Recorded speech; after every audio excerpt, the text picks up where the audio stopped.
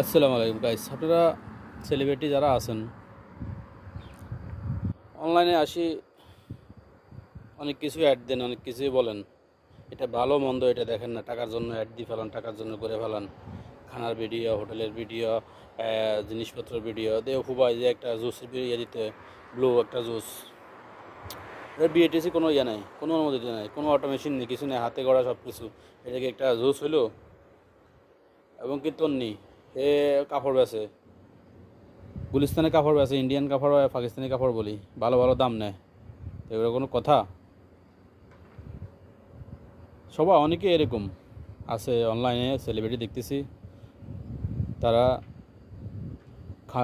Food blog করে blog করে টাকার জন্য, আর টাকা নেয়, ব্লগ করে, এখান থেকেও টাকা আসতেছে, ওখান থেকেও টাকা আসতেছে। তো এই ভালো মন্দ দেখবেন আপনারা, প্লিজ দেখে এগুলো করেন।